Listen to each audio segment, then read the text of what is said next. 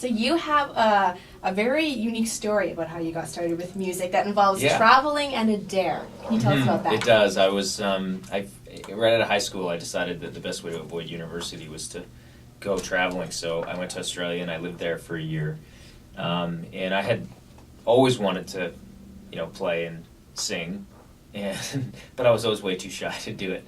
So I was in Australia living in a little town called Byron Bay, and I got a $20 bet from a buddy of mine, and $20 when you're backpacking in Australia is a lot of money. So I had to do it. So I got up on stage with the band there at a jam, and the rest, as they say, is history. I got the bug. Yeah. So you went there to travel and turned into a music career pretty much. I did. Well, it started there for sure. I bought my first guitar there and traveled around with it and tried to teach myself how to play a little. I'm still trying to. And it was the start of things for sure. That is so cool. And so another interesting part of your life is you're very open about being adopted. Mm-hmm. How has that shaped you personally and musically? Well, it's two. I mean, I was lucky enough to have wonderful adoptive parents and have a great life as far as that goes. And I grew up listening to country music, but we weren't a musical family.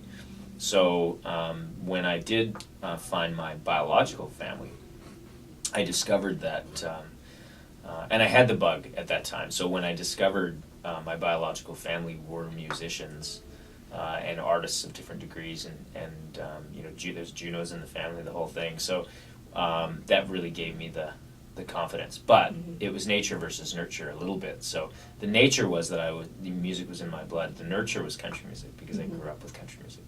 And what was that like, learning about your musical heritage? Yeah, it was cool. It was really just the catalyst to go, oh, I'd just gotten back from Australia actually, and so it was the catalyst to say, hey, this isn't silly. You should go do this. So. Yeah. And so what was the process for you getting started in the music industry?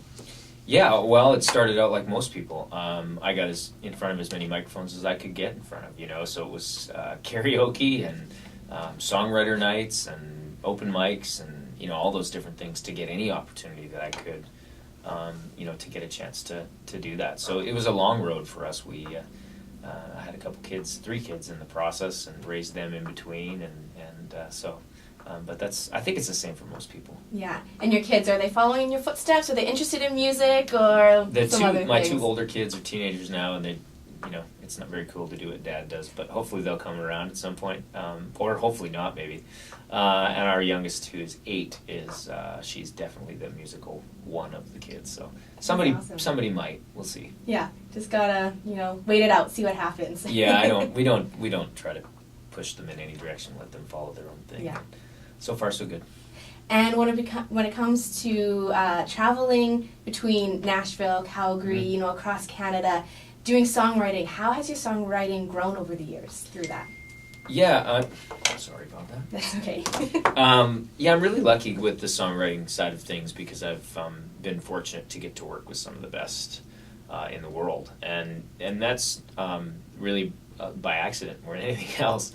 We've just been really lucky to make some good friends. So songwriting-wise, we've grown a lot and fairly quickly because, what they say, it's who you surround yourself with, and we've been fortunate to work with those guys and learn, fairly quickly. I don't write a lot at home because it's too busy and there's too much going on, so we spend most of our time when I'm writing. I do most of it in Muscle Shoals, Alabama, and Nashville. Yeah. Okay. Where do you draw your inspiration from? Oh, everyday life, just like anything else. We have a new song that's coming out on Tuesday called Get While the Getting's Good, and it is really literally that feeling that I think we all have where we're like, you know what, I'm out, I'm getting out, I'm going now, I'm going to just get in my truck and go. Yeah. Like maybe I'll end up in Mexico or somewhere, So it's that feeling, and I think that those are the types of things that as a songwriter we want to access, things that kind of we've all been through. Yeah. And when it comes to new music, what does the future look like for Bobby Wills musically? I know you have some new music coming out, like you just said. What does that look like for you? I'm really excited. I get, because of the cowboy hat, I think, and stuff, I get sort of challenged with the whole, that's not really country, or that is country conversation a lot. And I don't like it only because I don't like music being put in a box. I don't think that there's one thing that is or isn't, specific to it. I think you can do all kinds of things. So in this new project, we purposely tried to go to both extremes. where we have some stuff that's very traditional sounding, traditionally cut with instruments that are, you'd hear on a country record. And we, went the other way where there's a, kind of a flat out, I would almost call it AC/DC type deal. So we really wanted to make sure we were expanding that and showing people that, it's just music.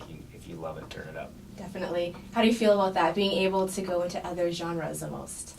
Oh, it's great. I mean, my influences are pretty clear. I'm a Keith Whitley, George Strait, Garth Brooks kind of a influenced guy. So I think it comes across that way regardless of what we do. So it's going to sound country just when I'm singing it. So that gives us the ability to kind of fool around and do some other things. So it's good. It's fun. Yeah, that's so cool. Going back to your family, so you have 3 kids, like you said. You reside in Alberta, I believe, right? We do, yeah. We're still based in Calgary. Okay, that's awesome. So how do you juggle music career and family life? Sometimes I don't. I have a great wife who throws in when she needs to for me, so I'm pretty fortunate in that respect. And sometimes we go on the road together, so we try to make sure we're not apart from the family for more than a week at a time. At any time, it doesn't always work, but for the most part, we've been able to do that. So yeah, yep, that is so cool. And when it comes to performing, who would you love to perform with the most, like in the future? Oh man, that's an interesting question. If you have Garth Brooks somewhere in your speed dial there, you can let him know that I said him, and see if that can happen. He would be one of them. I would love to do something with Leanne Womack too, because she absolutely slays me. Yeah, that's so awesome.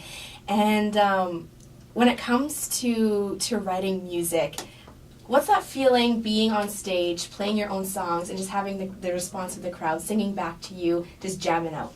Yeah, there's nothing like that. I think we talk about it a lot.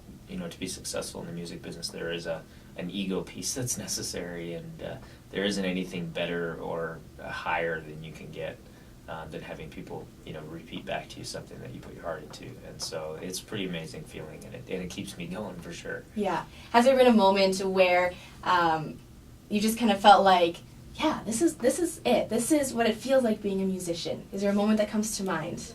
Yeah, we've had a couple of special moments over the last few years. We did a show in Calgary this summer, the very first Country Thunder in Calgary, and it was a huge crowd, and it was home. And my teenagers were in the crowd, and with all their friends. And so that moment where I got to see a very young group of kids and what have you singing along to the songs, and in a big crowd like that was a pretty neat moment for sure. That is so cool. That must be really rewarding, hey? Yeah, mostly. Sometimes it's a tough racket, a lot of travel, and sometimes it gets tiring, but those are the moments that keep it moving forward for sure. That's so cool. I have a little clip to play for you. Earlier this year, David James swung by the studio, and he had something pretty funny to say that he wanted to play for you and see what you thought. All right. When we're all together, it's a lot of good-natured ribbing. I mean, it doesn't stop. It really doesn't. It's mostly directed at Bobby Wills, but we do like to tease Bobby Wills. Bobby Wills. Why do you tease Bobby Wills? I don't know. He's just such an easy target for whatever reason. Like, he's just got this it's kind of a mixture of a George Costanza personality sort of thing. Like, he's just kind of all over the place. So it's just fun to tease him a little bit. It's funny. We're hoping to have Bobby a little bit later on. Hopefully, do not play this for him. I'm going to play that right back for him. No! Yes, you are busted. Oh, I love the guy. I really do. I would tease him if you didn't. Nice recovery. We have a lot of fun together. Must be fun being able to be part of a team, hey? Yeah, very funny, David James. George Costanza, though, really that actually hurts my feelings a little, so I'm going to have to write him a letter. But yeah, he's a good kid. We have a lot of fun, the whole MDM gang, and it is probably directed at me a lot of the time, so he's not telling me something that isn't true. But he actually had to show me how Uber worked, if you can believe that. I had no idea. I'd never done it before, so I think he just thinks I'm an idiot. So we had a lot of fun as a gang, and I am the one that gets picked on. It's true.